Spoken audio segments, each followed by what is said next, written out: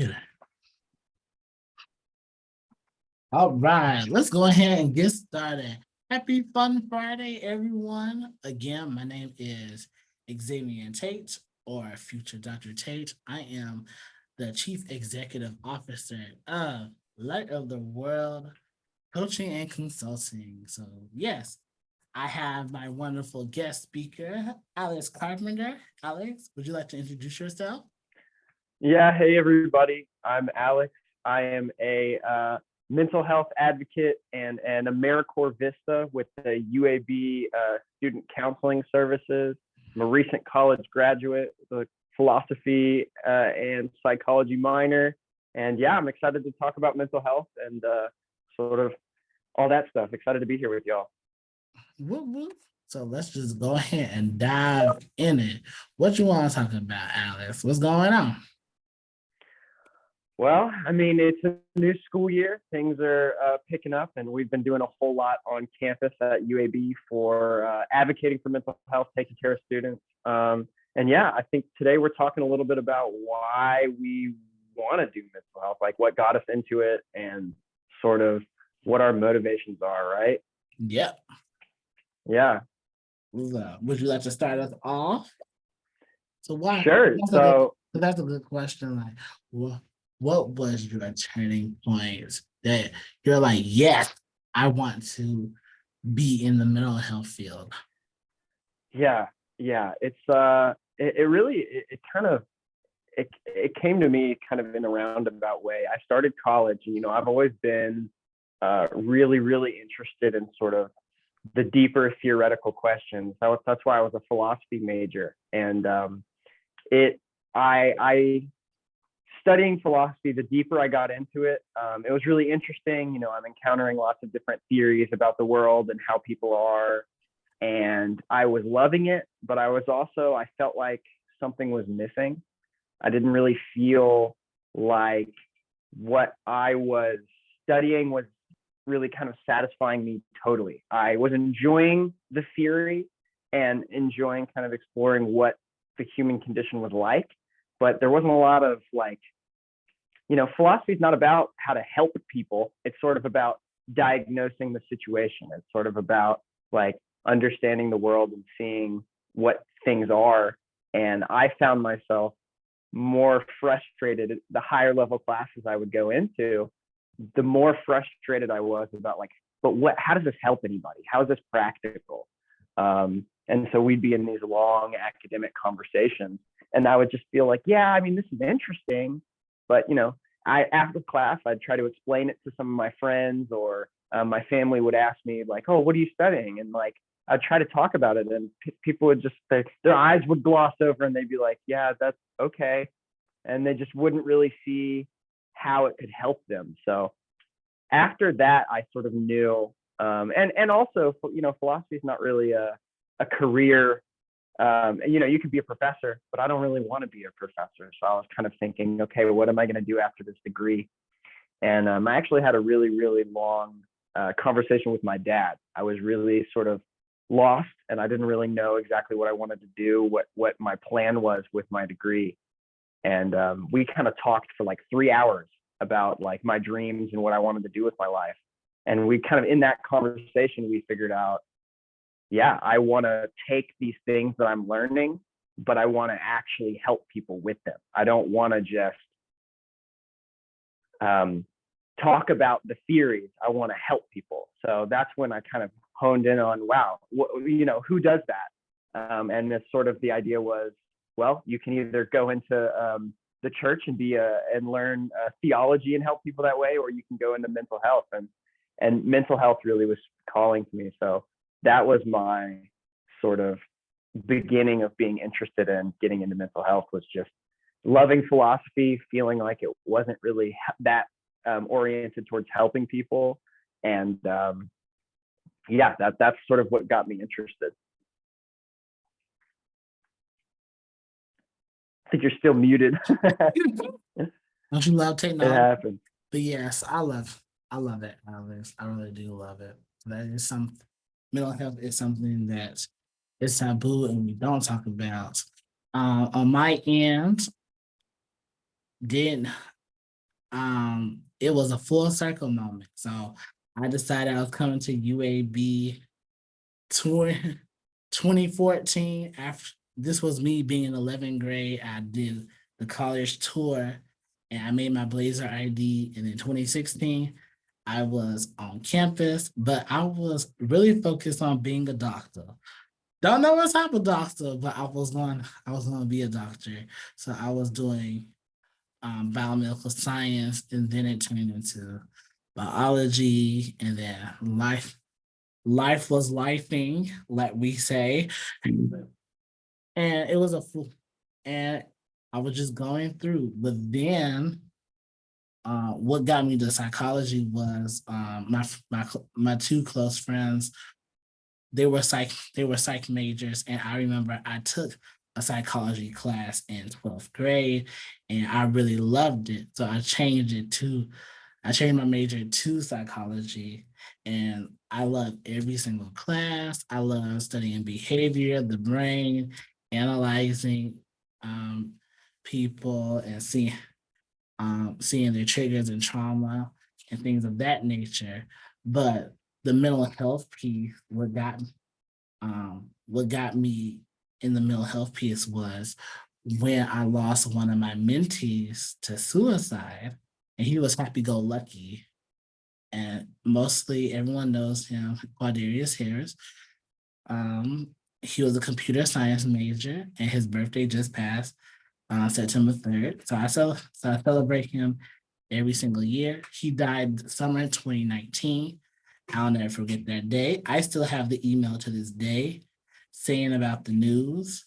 So yeah, but it really dawned on me like how it hit how it hit home because he was happy go lucky. I didn't see any signs or symptoms, and he would make the corniest jokes. But he was my close friend. He was there for me. He was helping me um, with my family. He was helping me with school, and we actually bonded like we're brothers. So all to find out that he had schizophrenia through a mutual friend at when I went to the funeral, like it shocked my mind. It also shocked my mind as a wake up call because we're so used to seeing our older relatives and older people. Like it's a semi norm to see them pass away in the casket, but it really is a culture and reality shock when you see someone your age and younger in a casket. Like, whoa, I'm not immortal. I'm not immune. So that's when I really started to get get into mental health, and then it made me be more open and aware of of my of my traumas, my triggers, and my mental health journey. Because in African American culture, Black what's called it, we don't talk about it, and especially it's hard for Black women, but most importantly for Black men. If we're not happy, the only other emotion we can show is anger. We can't show sadness or shame, all of that. We can't be vulnerable. But me personally, I have been raised by a single mom, and my parents are divorced. I saw my dad on spring breaks, summer breaks, and every other Christmas breaks. So basically every break. But yeah, being dominantly raised by a single mom, like it hits home because you're like, okay, so what do I do as a man, and not only as a man, as a Black man? Do I accept it? Do I accept this, or do I reject that? Do I reject this? This? So yeah, so it's a lot of learning learning curves and unlearning curves. Yep. But yeah, that's what got me into mental health, and that is why I love doing what I do. Yeah, I love that. I love that you mentioned all that personal experience. I think that's something I definitely didn't mention. I really connect with that sort of like seeing the difficulties that loved ones you go through. Like you mentioned your friend, that's tragic. I'm really sorry to hear about that, but it's a beautiful example of like some of that really difficult stuff can really motivate you to look at your life differently and think about like how you want to change. I definitely know that a lot of I think that it's common for people who want to be in the counseling life that they find themselves in their friend groups as sort of like the natural counselors. And that it was actually funny. I had a group of friends in my first year of school where I was kind of expressing my uncertainty about what I wanted to do. And they're like, well, you're our therapist. You should go be a therapist. And I never really thought about it. But years later, I was like, wait, that might be a good idea. They might have been onto something. And just feeling the more and more you're sort of open and vulnerable with people, the more you get to know all these struggles people are going through that you can't see. You see somebody and they're super effective and they're getting the grades, they're in all the clubs, and then come to find out once you have that like heart-to-heart conversation with them, all the stuff that they're going through that you can't see. That's a huge motivator for me, just having so many friendships and relationships like that, and to just feel like, wow, like this is something, being honest with yourself about what you struggle with, and then also just kind of realizing that this is not uncommon, and this is something that maybe I'm specially gifted towards, because people just feel when we're friends, the natural desire to sort of open up to me like that. That was a huge motivator for me, just to realize like, wow, this affects more people than you think, and that I maybe have a way I could help. And I really want to make a difference. I think a lot of people really want to make a difference in the world, and you might not know how you can. And so just listening to the people around me be like, yeah, you supported me and helped me, made me sort of want to continue to do that for others. But yeah, those personal experiences are so tough, when you have loved ones that go through suicidal stuff, or it's so painful, but it's also it can be really good to just realize, yeah, like this is not uncommon. This is not this affects people that you wouldn't think, and it can really kind of change your thinking about, man, like, I don't know, this is sort of an unseen battle so many people are going through. And a way I kind of think about it is like, if we're counselors and we help 10 people live more effective lives, like maybe I can't be a doctor. I could never be a doctor. I couldn't do it. But maybe if I can help a doctor through their trauma, and then they're a better doctor, then I have a little piece of that effect they're having on everybody else in their lives. So it's sort of like a domino effect I try to think about, that, if I affect somebody's life, they'll be better fathers, better husbands, better brothers, better friends. And then it just sort of rolls out from there. And it's real motivating for me to think about that, to think about the sort of domino effect of positive change we could have in the mental health field. And I think that's another real big motivator for me, definitely. I love it. To piggyback off you, what keeps me going is hearing the full circle moment, hearing the words like, you really make me feel better.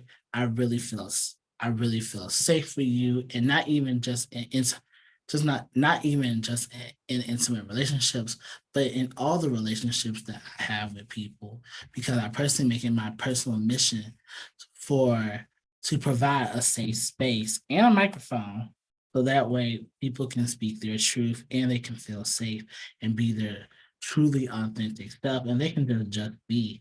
Because I tell people, I know what it's like walking around the world wearing a mask, trying to be something you're not, trying to cover up, trying always being alert, always being on go, and not having the time to process what you've been through, and and just having a moment to like just be, like just feel your feelings, and like feel your feelings, feel your emotions, and most importantly, having someone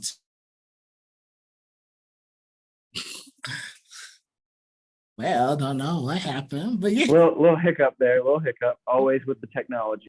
just gotta love technology. But yeah, those kind of it. But yes, so definitely seeing that. That's what keeps me going because I'm like I'm doing something right, and then um backtracking just a little bit. Also, during my lifetime, I have always been the counselor friend, but in this case, I call it human diary. So I like like, that. so like being, yeah, so like being the human diary, like I'm always asking, I'm always the person they ask for advice or to like make you feel better, energize you, and all of that. And honestly, being transparent, it used to be so daunting. It would be very annoying because I'm like, I do more than just this work. I also do this work. But then as I start to like learn more about myself and get and like find my groove and actually get more comfortable, like letting things go and embracing my true authentic self, I now I'm now at a place where I fully am happy that I can be called human diary. Though, but even though I'm happy I can be called a human diary, I also balance it out like, the human diary doesn't have mental capacity right now. Try again later. And like, Oh yeah. it's a running gag.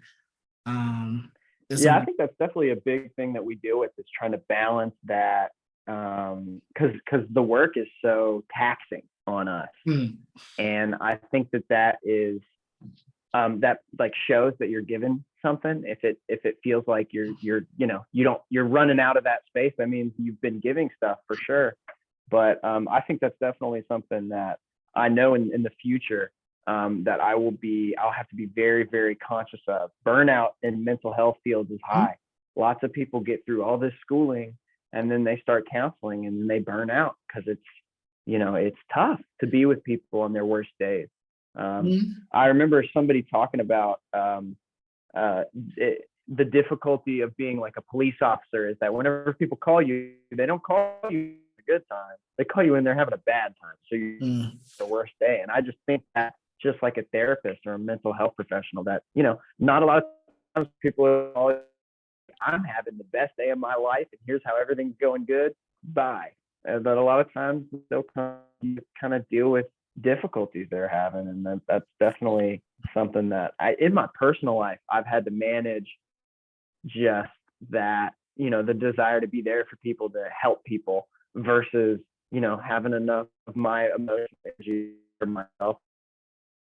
That's definitely been a big learning process for me, just from my late teens and, getting into my 20s, just practicing like, mm, yeah, mm. really helping myself, like to help everybody else around.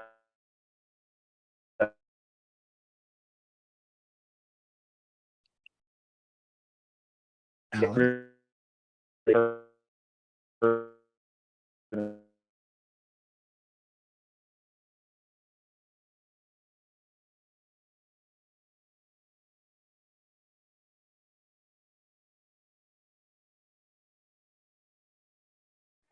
Back at it again. What is going on? I don't know. Some being transparent, just look, I don't know, but um, just like just like how we be, sometimes just one of those days. Oh yeah, this is the tech generation. I think everybody's experienced it, especially through the pandemic. Just these, they can fall apart. But what's the last thing you heard me say before it cut out? I honestly don't know. It started cutting out when you said yes, it was taxing. Um, but Okay, yeah, you I can just balanced that out. summarize what I was saying. Yeah, basically, I was just talking about that. It's just such a balance. I feel like being somebody who is a mental health advocate and wants to work in mental health, just making sure you take care of yourself versus having space for others. That's something that I'm still learning and kind of will continue to keep learning and practicing that balance. But yeah, I also think it's something I love about the job because it's a way to tell, it tells that you're helping if you feel so tired that, you've really been giving to others. And so it's sort of like a cool way to gauge if you're really giving the work, is if you feel just exhausted. That is true. So yeah. So yeah. Alex, do you have any questions? Questions for you? Yeah. I guess. Let me think.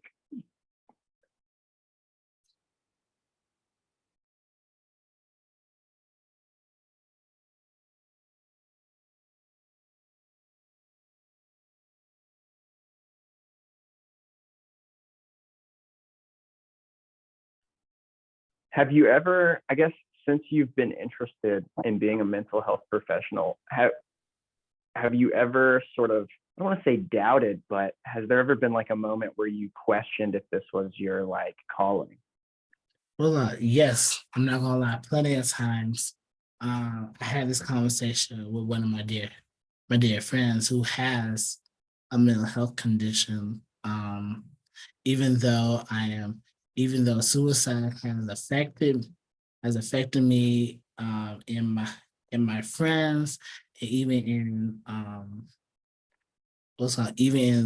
in my family, and mental health affect me personally and my family and my friends. On the opposite side, mental illness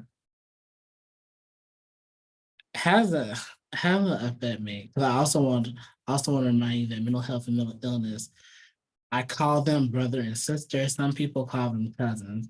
I call them brother and sister because they're two different things. But I started doubting myself, when my friend was having anxiety, and then for depression was also talking, and she didn't mean no harm, but it made me ponder about life. And what happened was I was trying to encourage her. Like, I was trying to encourage her and like speak life into her. And then she made she made me realize how deep mental illness goes, by saying that my words mean nothing if she doesn't believe in herself. So I was Oh, like, wow. yeah. Yeah. So I was like, am I good for this job? Like, I don't have a mental health condition. I'm emphasizing with you, but it really like it had got it had got so bad because I'm very passionate about helping people emotionally and let's call it emotionally and mentally, that I almost spiraled myself. I was like, well, am I good at this? Do I need to have a mental health condition in order to understand? Do I need to go through a suicide?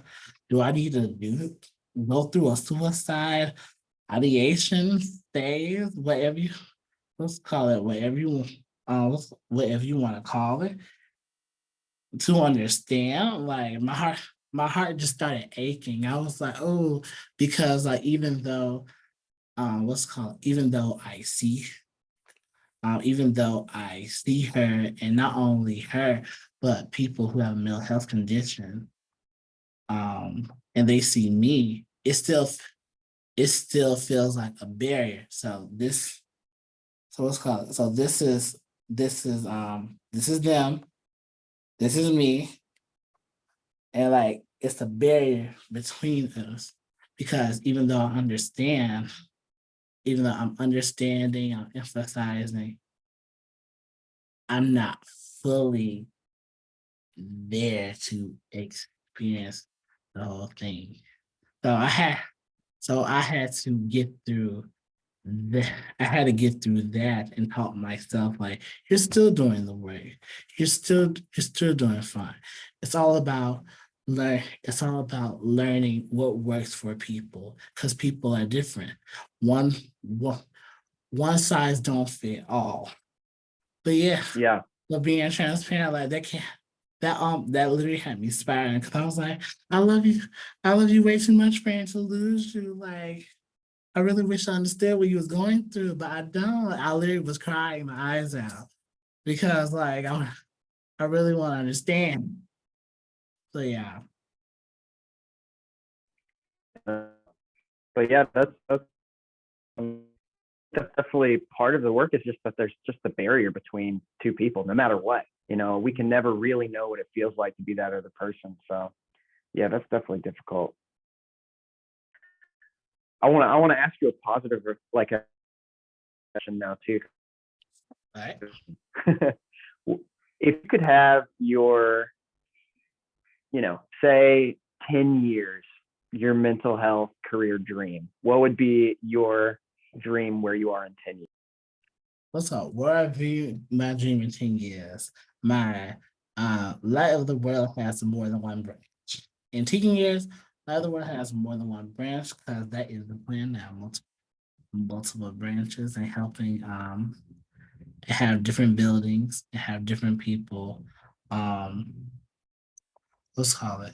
And this also goes with an impact. The impact that I hope that I pray and hope to have in my community is have like a full-fledged mental health center, multiple centers, um, multiple centers to help with mental health, illness, education, you name it. It's literally like a one-stop shop.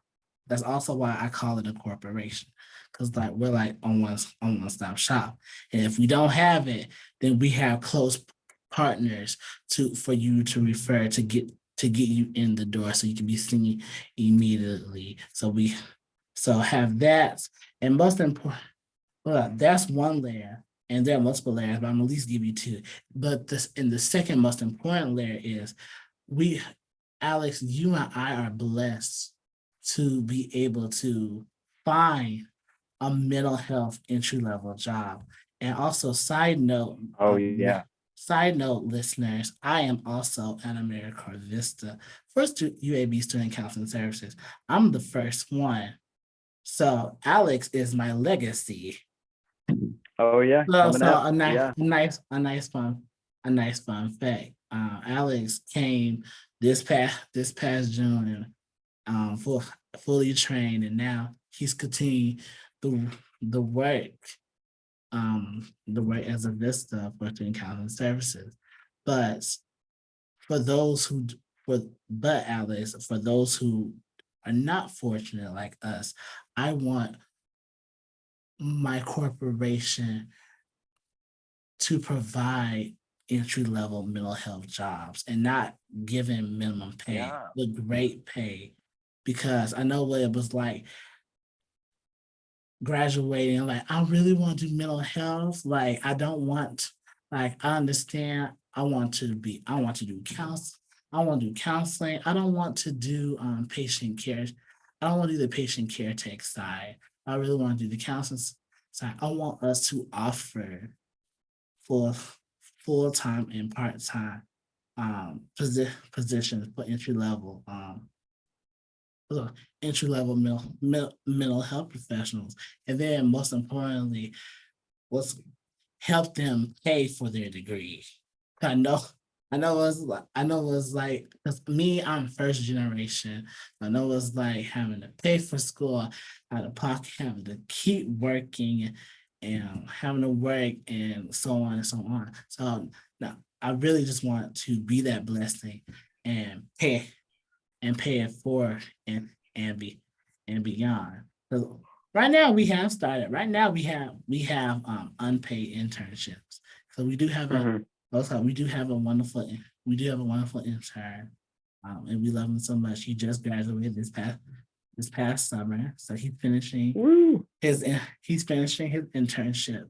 But like the goal is to be fully be fully grant funded, and also not only be fully grant funded, but also be paid by the grant and have entry level positions as well. So Yeah, it's such a tricky thing as I when I targeted mental health and I was like, okay, this is what I want to do. It's really hard to hear that sort of if you look up, oh, I want to be in the mental health field. Yeah, the first job is they're like, okay, go get your master's. You can't do definitely. anything before that. It's and that's tough to hear. That you need all this, you need to spend all this more money on education, all this time before you can even begin. And yeah, we're very, very blessed. You're absolutely correct to have found this AmeriCorps Vista position with UAB's student counseling services to sort of get in on the ground floor of mental health and sort of to experience what it's like sort of to, I don't know, I feel like that entry level position in all careers is so important to sort of test the waters because, it might not be for you. It might not be what you thought it was in your head.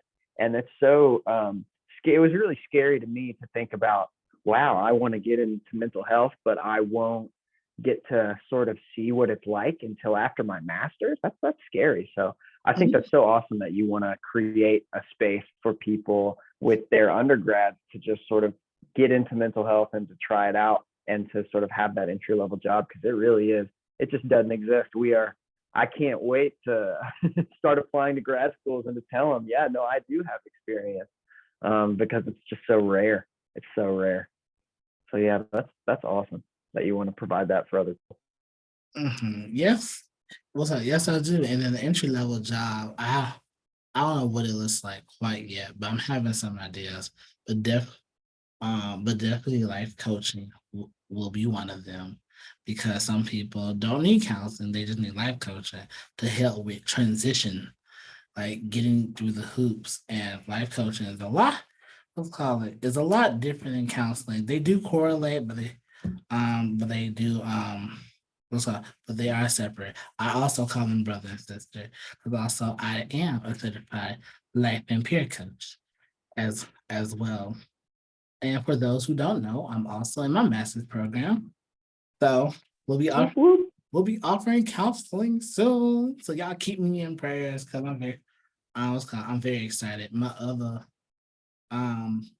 business partner and friend, he's in the counseling program as well. He's in Troy, but he will finish in 2024. And then my other business partner and friend, she she'll be starting next year. So she is getting ready for the GRE and things of that nature. And things of that. Oh, me too. Yeah, I'm studying for that GRE right now. Oh boy. What's it called? But yes, and also side note, grad school is very fun. It's a lot of reading, but it's great because classes are very small. You have a small cohort, and it's fun. Everything builds on each other. It's not boring. The only thing you have to get used to is if you're not an evening person, you have to get used to like going to class in the evening. So yes. Yeah. It's very insightful. The professors work with you. So I love it. I can't wait to keep I'm excited to keep going. So yes. Side note, here's one of my That's awesome. I don't know if you can see it. Oh yeah, it's completely the background is too good. It's covering it out. You can see it for a second. Yeah. Theory and practice of counseling and psychotherapy. That's so cool. There you go. So yeah. Also, side note, you can cop that book at $30 at Amazon. Gotta love that. Not to rent, to own. So that's amazing. Yeah, not those undergrad $150 books. Oof. Yeah. But yeah, so as we what's called, you have any last minute questions as we wrap up? I guess the last thing I could think of that we mentioned a little bit before is sort of what is the impact you want to have? Like what would you like to be, say it's the end of your life and you're looking back on your mental health career, what would you want to see that you've done? What's called? So it's almost like that question, my answer from earlier, but definitely leaving a legacy, multiple legacies. I will say I have actually already my impact. It makes me feel great to actually say I'm only 24 years old and I'm already seeing the impact that I have on That's in my awesome. not only my business but also like at my alma mater, because conversing with you and like, wow, I'm talking to Alex, not only he's my colleague, but this is my legacy because I literally was the very first one. Like we never, like counseling never had a Vista book before, and then Dr. Stowe reached out to me, and I'm like, yeah. And then we found out that we're gonna have another one. I was like, really? So I got really excited. I was like, yeah, let's keep this going. Let's keep this going, and if you let me teach you what I wish I would have known as a Vista, and Yeah. keep that same and keep that same energy going. So, I'm actually already seeing it for I'm a I'll do the post there in October, but verbally, um, the impact that I'm seeing right now is amazing. So I am the first grad assistant in Trio Academic Services, and I'll be the first grad assistant in counseling services, Lord, what's called Lord's Will. And I'm also the first AmeriCorps Vista. And now, seeing you're the next one. Like, what's like, so seeing so leaving that legacy and keeping it going and actually seeing you flourish, you grow, and then seeing Leslie and Demetrius, seeing them flourish and then grow, like that's what brings me joy. That's what keeps me going. That's I love seeing my work speak for itself. It speaks volumes for me. I just want to cry. Love it. So yeah. That's awesome. Yeah, that's great. And then soon, in a few months' time, I will get a new round, and I'll be training somebody. Isn't that crazy? Yeah, yeah, you surely will. Time flies. Yeah. Well, I think that's all I got for you. I can't think of any other questions. Okay. Well, I appreciate your questions. Everyone, we didn't get to announce it, but happy National Collegiate Recovery Month, and of course, National Suicide Prevention Month. So we are very Oh excited. yeah. Yeah, we are very excited about upcoming events this this semester,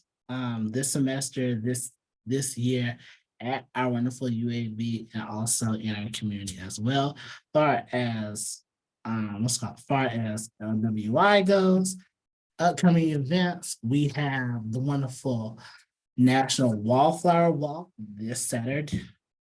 Tomorrow, tomorrow, tomorrow, we're honoring those who died by suicide or we lost, and loved ones we lost by suicide, by planting a wallflower, courtesy of ASPRITE, Alabama Suicide Prevention and Resource Coalition. I'm also on that board as well. And at UAB, we have National Collegiate Recovery Rally with free t-shirts, I think food and things of that nature, and that's from 10 a.m. And that is from 10 a.m. to 2 p.m. on UAB campus. Wallflower Walk, it is in another county, but you can also do it from wherever you are, just to acknowledge your loved one. September September September 17th, our collegiate recovery community is having a summer tailgate to celebrate the wonderful UAB football game. September 18th, Elder here at LWI. We'll be at the Black Business Market, things of that nature. And then October 27th to the 30th, we'll be at Anime Week in Atlanta to do our mental health and illness portrayed in anime panel. So stay tuned for other events and other Facebook Lives, but we want to let you know that we see you, we love you, we hear you, you are royalty, and we're gonna see you next time. Bye, Alex. All right, bye. Hold on, Alex.